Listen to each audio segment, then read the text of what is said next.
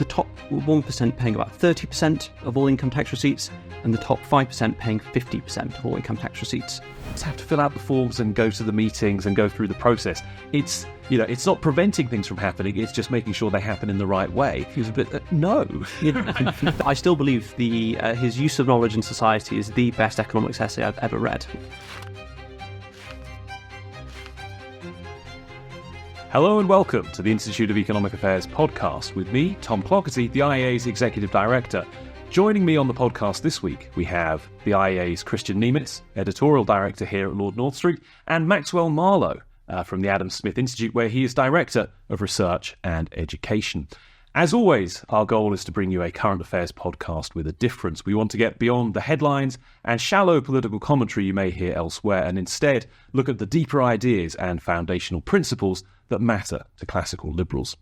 This week, we're going to be discussing the 50th anniversary of Friedrich Hayek being awarded the Nobel Prize. We're going to talk about the government's new employment rights legislation. But first, we're going to discuss a new piece of research from the Adam Smith Institute, their new millionaire tracker, and the suggestion that Britain is losing millionaires as a percentage of its population at a faster rate than any other country. Maxwell, should we be concerned? We should definitely be concerned, Tom. Absolutely. So the impetus of this research was we are seeing quite a lot of news about wealthy people wanting to leave, whether that's Sir James Dyson, whether that's Charlie Mullins. And we wanted to get behind the figures and find out why this is. So we first looked at Henley & Partners and New World Wealth, and they look at liquid millionaires, and they found that this year, 9,500 liquid millionaires, that's people with over £1 million in investable assets, are going to leave the country, which puts us second only in the world to China, who are losing just over 10,000. And then we thought, well, look, let's look into the future. We don't think things are going to get much better from here on. So we used some statistics from UBS and Credit Suisse, and we modelled them, and we worked out that as a share of our population, by 2028, we'll see a reduction of 20% of millionaires. So that's 20% fewer millionaires than are here now in 2028. So this is really, really concerning. These are job creators, these are investors, these are innovators, and these are people who provide quite a lot of tax revenue for the exchequer. And we're expecting that number to go down quite significantly. So hopefully things get better over the next few years, but we're pessimistic. And what do you think the reasons for millionaires leaving the UK are? I mean, obviously, a lot of people are going to be listening to this podcast. Well, it may be a slightly self-selecting crowd, and they'll love everything we have to say. But I think if this was reaching a very wide audience, people will be saying, why are they going on about millionaires? It's not the easiest argument to make, is it? World's smallest violin and all of that. So what's going on? Well, look, we've got kind of three main issues, to be honest, Tom. First thing is our productivity, which hasn't grown since 2007, really. It's been very, very stagnant, and wages too. And that means all of the money that we want to see invested in the country, seeing it grow, whether that's through companies or through indices in the stock exchange, we're not getting the returns on that. And that kind of we saw that come out in policy terms with the Treasury when they came with the Mansion House Pact, when they came to try and do the Brit ISA, if we remember that, to try and get more money into the British economy because it's just not there. We're not reinvesting domestically. So that's the first one. So people are leaving because they're not seeing the returns on their money. The second thing is tax. Should be no surprise that rich people pay quite a lot of tax, not as a proportion of their overall income and gains, but that's, we think that's fine. Instead, we're seeing, if you look at income tax entirely, about the top 1% paying about 30% of all income tax receipts, and the top 5% paying 50% of all income tax receipts. That is a very large shift in terms of the proportional tax take from people who are creating and innovating in the economy, and they're being scared off to lower tax jurisdictions. And the third thing, and maybe Kristian can comment on this as well, it's down to culture.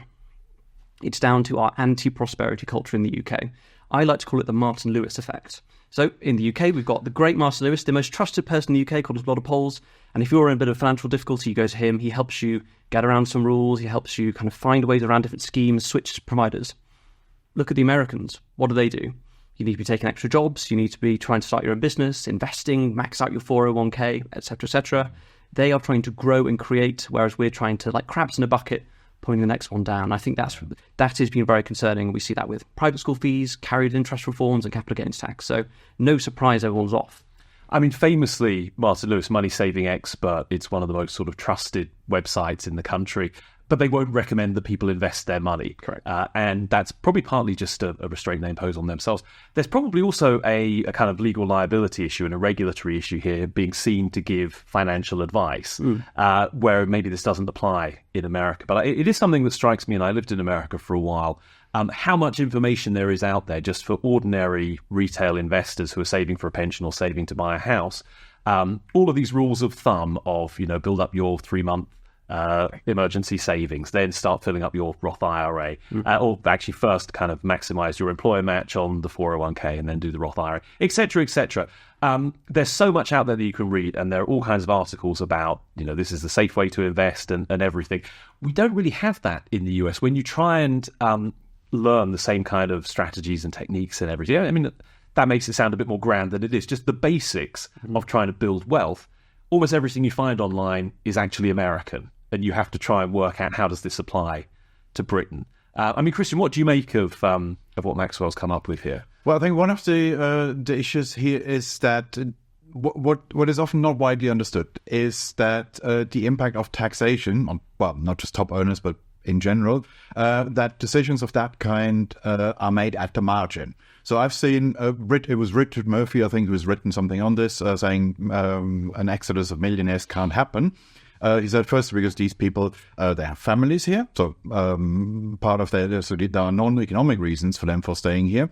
And secondly, most of them are monolingual. They don't speak foreign languages, and that kind of limits their options. Okay, well, if you're the sort of person who is deeply rooted here and you would never consider moving anywhere else, then, of course, a tax change isn't going to push you out of the country.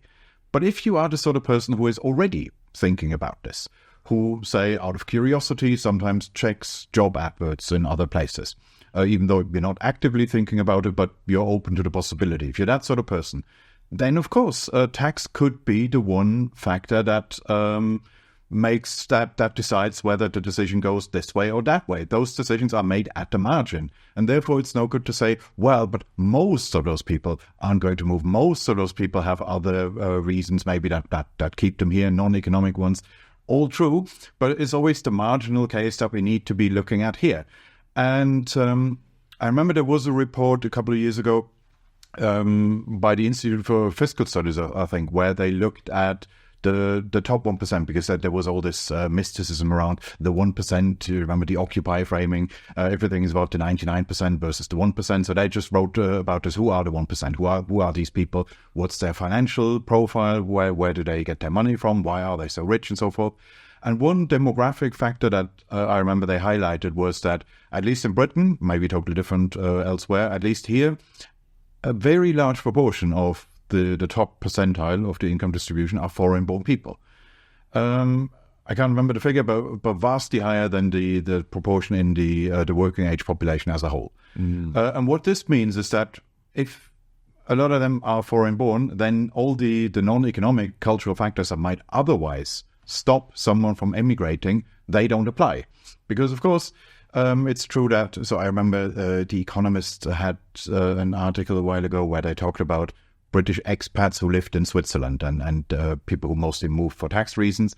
And there, one of the emphasis was that they were saying, it's not that if you talk to these people, it's not that they're all super happy. It's not that they're all saying, this is the best choice I've ever made. Everything is wonderful here. No, there were some who did say, I don't feel fully accepted here. There were some who did say they didn't learn the language properly and have problems with that, of that sort. And these are all true, but say if we're talking about say a Swiss banker who is Swiss born and moved here as an adult, for them, of course, those considerations don't apply. Moving back to the place where you grew up, even if you're not actively thinking about it, is always a possibility. And if you have a top percentile or top 2% or whatever of the income distribution who are foreign born, then logically the non-economic barriers that would otherwise keep people here don't apply to these people. You will have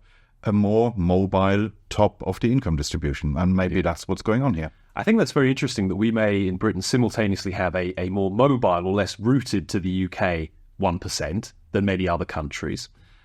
Equally, and you indicated this, I think, we're more reliant on our 1% for tax revenue than most other countries as well. I mean, many European countries have higher tax burdens than the UK, but generally speaking, there's a lot more of a tax burden on ordinary workers, whereas we, actually, without people paying too much attention to it, our tax system has become extremely progressive and extremely top-heavy.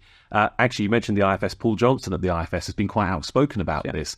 Why aren't people talking about how much the Conservative government hammered the rich over their 14 years in power?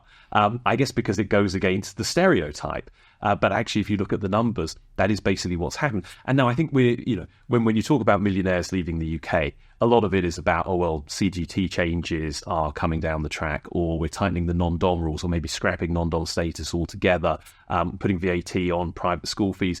With the budget coming up in a few weeks, we're going to talk about that stuff a lot more, and that may be bad and it may accelerate this trend, but I do think it's important to look back over the last 14 years or more as well. And for example, the fact that the threshold for the highest rate of tax, the 45p rate, basically since 2010 or maybe just before, it's fallen practically by half in real terms. We have more than 1 million people now paying a tax rate that didn't exist until the financial crisis.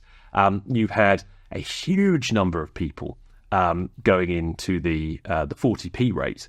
I think that number has more than doubled, actually, more than double the number of higher rate taxpayers than we used to have in this country. And actually, it's not just about tax rates. This is something I heard from Paul Johnson when we spoke on a panel recently.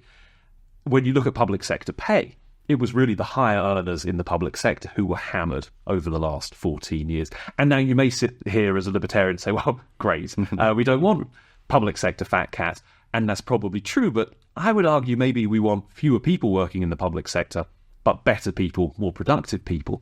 And when you get to the point where you've just held down the higher level wages so much that you have massive churn, you've got doctors moving to Australia, you've got civil servants fleeing Whitehall. Again, maybe that's a good thing from a libertarian perspective sometimes.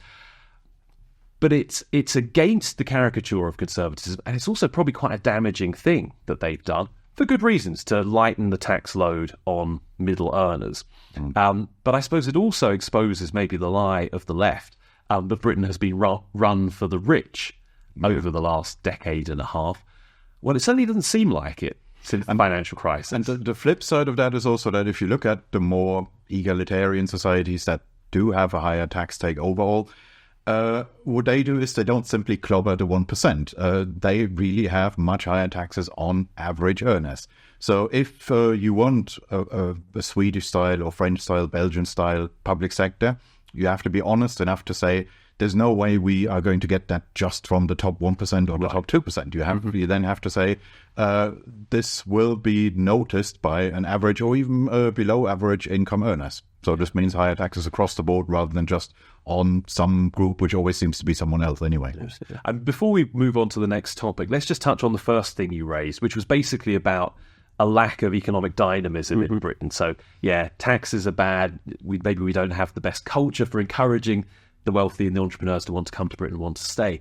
But that first one seems to me to be the biggest, most deep-rooted and hardest to deal with problem, that we just don't have that sense of being a dynamic, growing country anymore. And Kristian and I probably talk about this quite regularly on the podcast.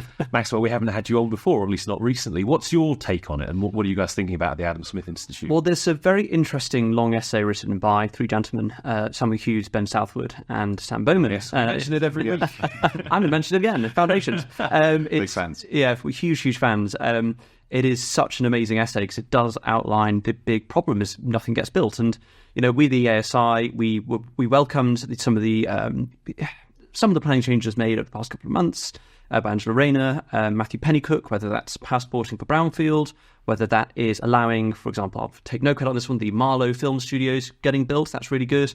Where's the Sphere, guys? We want that being built as well, retroactively. That's good. But these are small little changes. We need a top to bottom reform for planning so that we can increase our productivity, increase our density, and just kind of lower the cost of living. Really, I think that's what I think Foundations really outlined.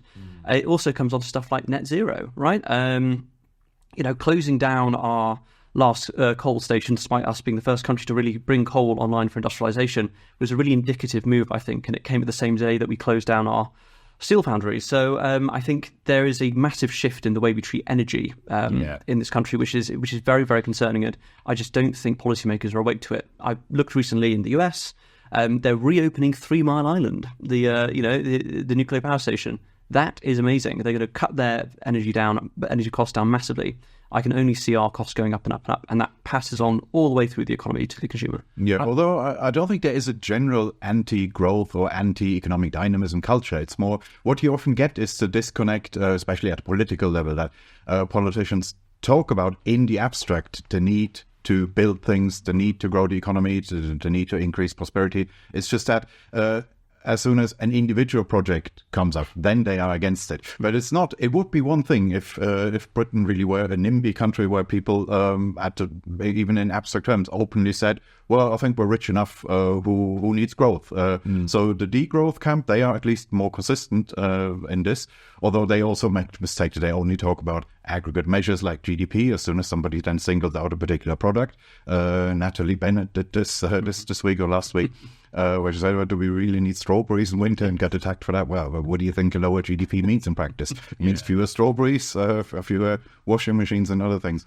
But yeah, apart from the degrowers, and even they have to hide it, we normally, it's not that we have a general anti-dynamism culture.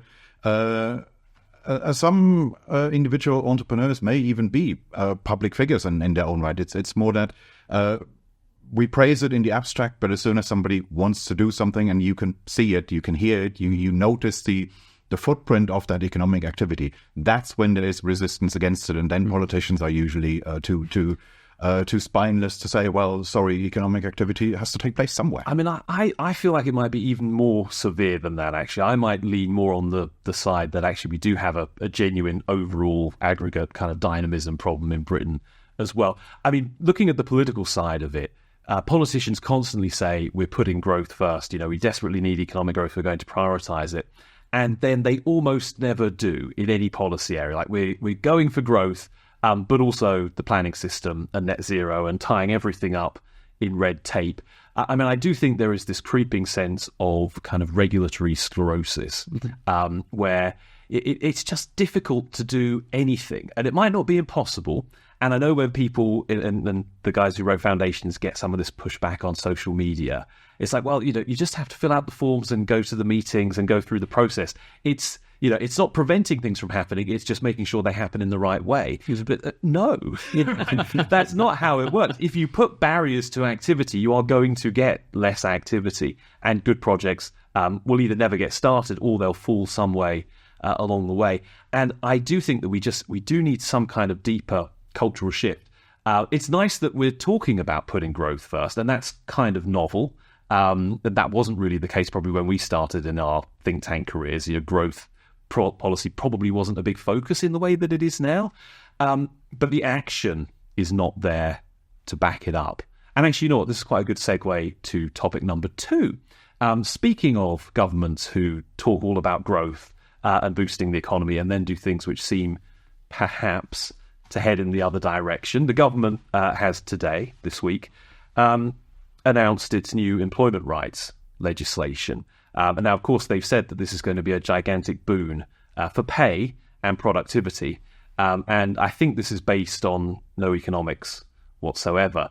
Because if anything, I think the kind of rules that they're looking to bring in, you would think would undermine productivity and probably would lead to lower pay because you're imposing greater burdens on employers, and that's just the way it tends to work out over time. So what have they said they're going to introduce? So no 2-year wait before unfair dismissal rules apply.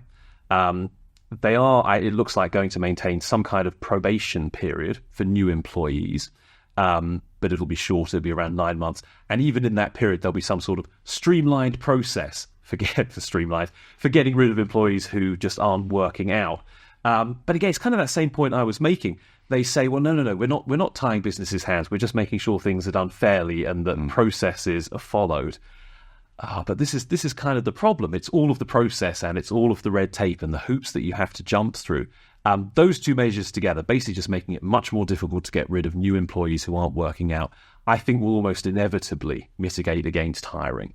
and there will be fewer jobs as a result. This is one of those what is seen and unseen things. You will see the fact that some people can stay in their jobs and, oh, great, they don't go on the unemployment roll. On the other hand, you don't see the jobs that aren't created as a result. There's stuff about sick pay. There's stuff about parental leave where they're just kind of tightening up the rules, advancing those employment rights. I think that could be bad for some small businesses. Probably in the grand scheme of things, it's not a huge amount of money, maybe not worth focusing on. I think one of the big ones, and our former colleague Ryan Bourne wrote a Times column about it this week, but is about this flexible working thing. So the government wants to make flexible working the default from day one. And I had to kind of ponder for a little while, what does it mean for flexible working to be the default? What it appears to mean is that basically every employee from day one has the right to kind of set their own hours and their own working locations. Now, employers can say no to this. There are, I think, 8 different reasons that employers can give for saying no. But again, the government is making it's not just a right to ask. Now the employer will have to really justify their decision and prove that they've been reasonable, and they will have to consult and again follow a set process. That's kind of Britain in a nutshell, isn't it? They're projecting what happens with planning consultations. There must be a consultation for everything. What happens in the public sphere, they're projecting that into the private sector, and they're trying to replicate all the bureaucracy. Yeah, but the problem with it is, none of these measures sound individually catastrophic. So none of this is going to give us a labor market like in Spain or Greece, where in bad economic times you get unemployment of more than 20%.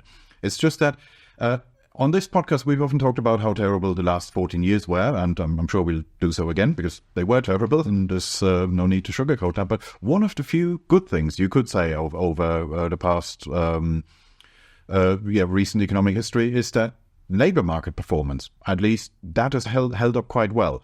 So there was absolutely, I remember this in during the Eurozone crisis, that suddenly you could hear a lot more Spanish and Greek being spoken on the buses, and that wasn't just an impression. Or I later looked up the figures that there really was. In all those areas, in all the economies where they were suffering from high structural unemployment, people were moving here because this was one of the places where the labor market kind of worked. So this is one area where I'd say this is one thing that works quite well. There's not many of those areas left. Don't mess with it. Stay away from it. Well, I think at the same time, though, Kristian, I mean, there's the issue of the pandemic coming in as well. We've got a lot of worklessness now. And you're right that, each of these reforms may not themselves, cause catastrophe, but there are 28 of them. And again, you mentioned it, Tom, where are the economics in here? I've been scanning through all day. I can't find any of the economics. I see a lot of polling. This is what concerns me, actually. This is basically just more government or policy by polling. And we saw the disaster that was in the last 14 years, looking specifically at the smoking ban that was just done by a poll, or corporation tax as well. The reason they raised corporation tax, they did a poll and they said, we're going to raise taxes on these, these groups. Which one do you least like? Don't like business. So therefore, corporation tax went up. This is my issue. I think it's as you said, process driven, but the process of politics is taking place here. It's very bad. I think on the labour market stuff that Chris said, one of my big concerns is automation. We are not seeing much automation in the British economy, but one of the least automated economies in the OECD, if you take a kind of per capita view.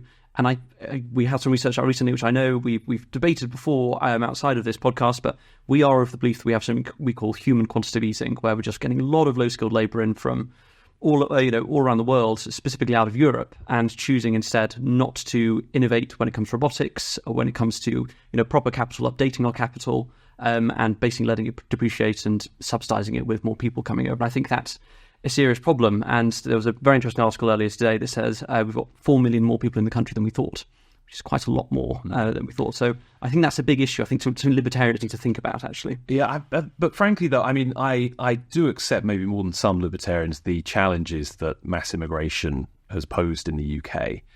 And clearly, when you have a very restricted planning system, so infrastructure can't keep up with growing populations, where your public services are basically completely unresponsive to demand. Again, that causes big problems. And I think there is a danger with unrestricted migration in that context, that you build up so much resentment that the final result is something much more liberal than you would have kind of baselined at if you'd had some reasonable controls. Now, I mean, I think we'd probably all agree we'd like to see the planning system completely dismantled, or at least get most of the way there, and our public services reformed in a way that, they do respond to consumer needs. So if you have more people, you end up with more and better public services.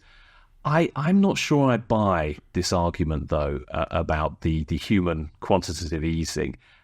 It's not clear to me why growing the labour market would have bad economic effects. I mean, yes, okay, if labour is cheaper, you maybe are less likely to substitute for capital and machinery. But I'm not sure that, I mean, they're just different factors of production. Why are we deciding which one we should be prioritising over another? I mean, Kristian, I don't know what your take on this is.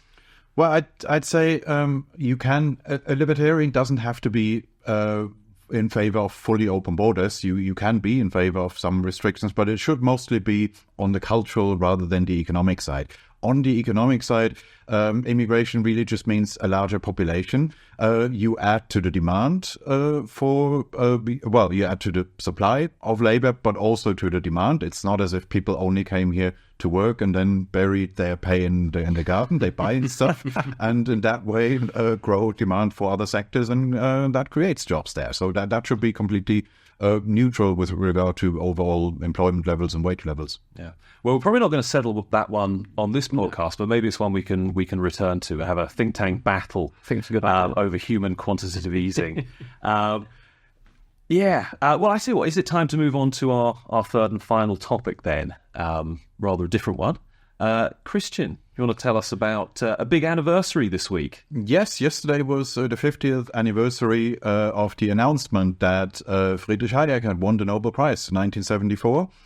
And I think at the time this was a game changer for liberal ideas. So it's certainly led to a revival of interest in, well, more narrowly, the Austrian School of Economics, but in classical liberalism more broadly, more generally.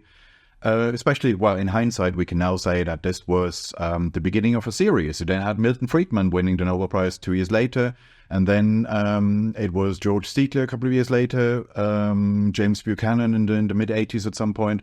So there really was a time when you had, almost all the time, you had new Nobel Prize winners who were classical liberals, and that did help it is seen as a general credibility signal rather than just, well, what it technically is, which is an award for research in one fairly narrow field. But we see this nowadays that, Paul Krugman and Joseph Stiglitz have to be the best examples of this. They are endlessly milking their Nobel Prize, even though they mostly nowadays talk about things that have nothing to do with the theories that they won their Nobel Prizes for. And I guess in the same way, in Hayek's case, it was a bit broader. So he wanted, they said it was partly about the Austrian business cycle theory, and also his contribution to the socialist calculation debate. But those were things that he did in the 1930s, 40s, even beginning 20s. Not what he was doing at the time, not what he was writing about in the 1970s. But it nonetheless, it just radiates outwards. It touches on everything that you do. You are now the Nobel Prize winning economist, and it's no longer so easy to dismiss you as a complete crank. And we have to see.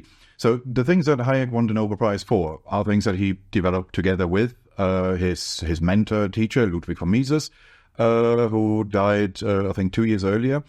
Now, he, towards the end of his career, was professionally isolated. He couldn't even get a full professorship.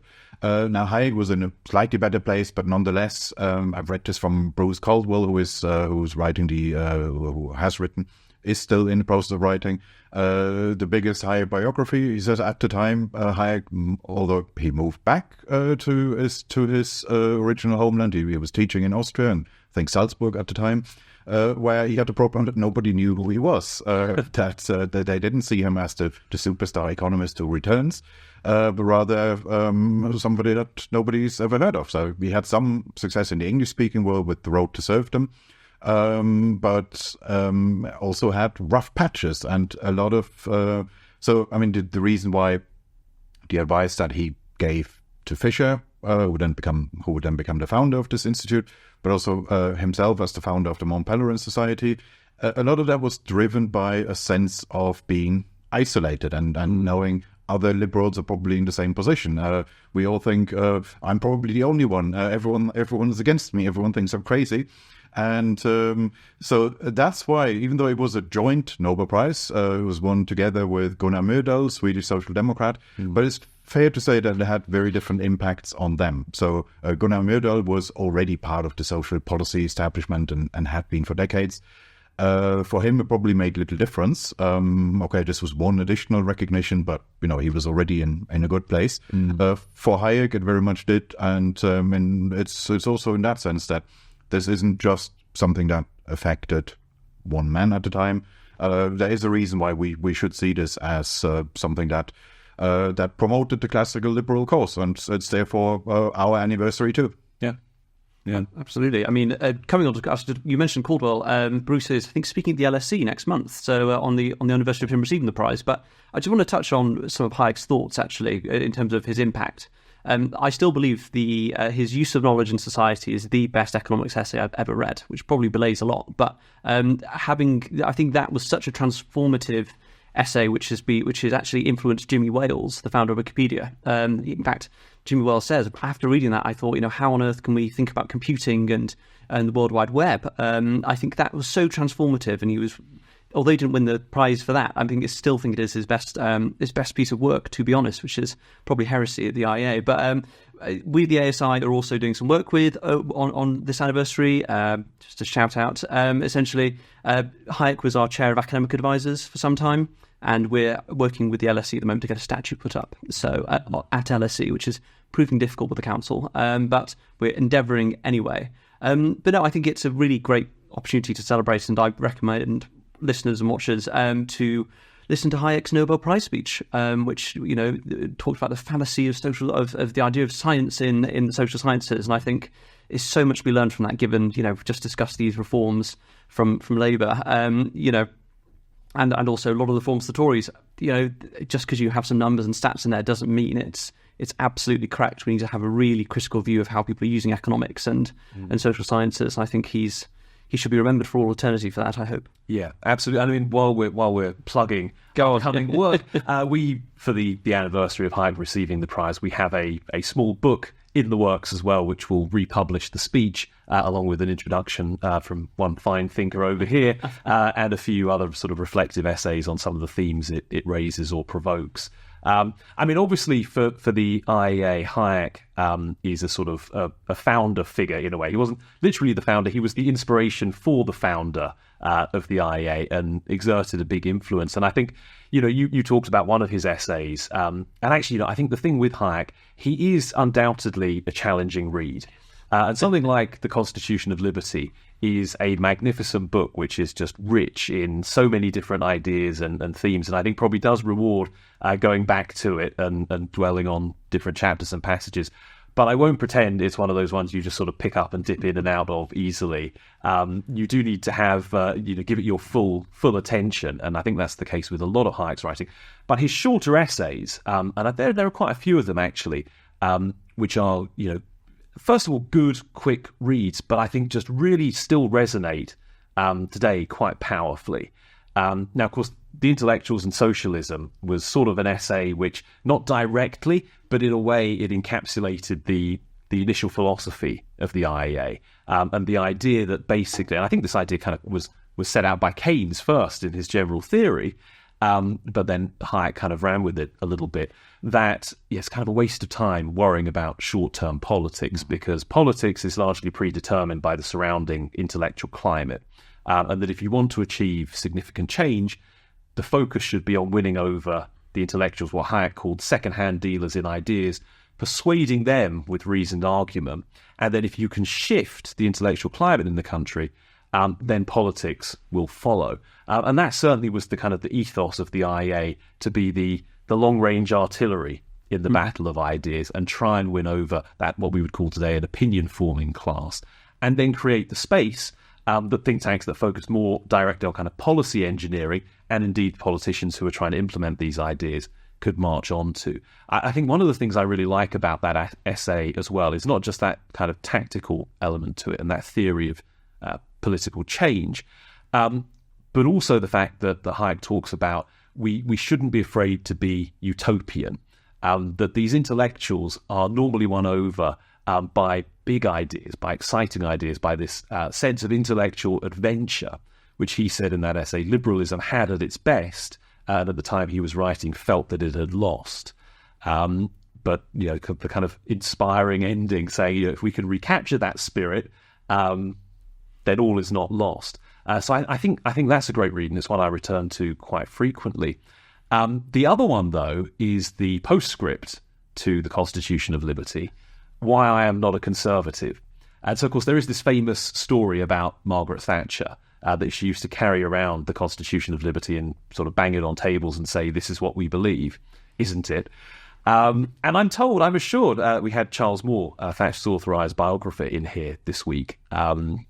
And I said, is this an apocryphal story? He said, no, it really happened. And it's a 580-page book, so it's quite hard to imagine just carrying it around and banging it on tables and desks all the time. But I love it if that's a true story.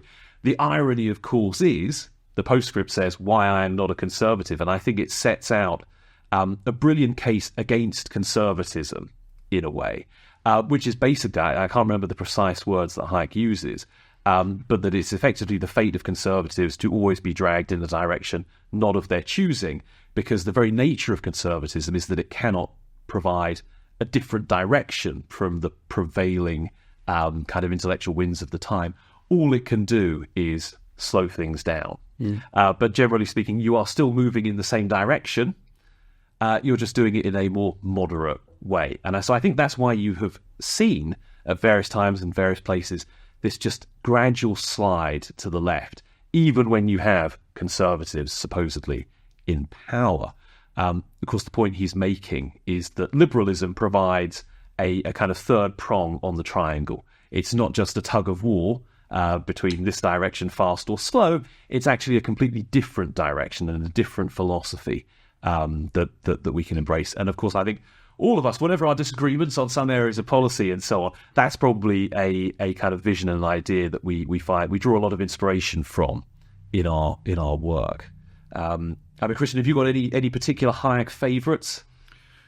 I wouldn't say favourites, but while you were at it, he also made the point about the more technocratic liberals that he was talking about in the intellectuals and socialism. He said a part of the problem for liberals is that at the time they still had some, rather in the recent past, from his perspective, late 40s, he said liberals until quite recently still had some influence on government policy.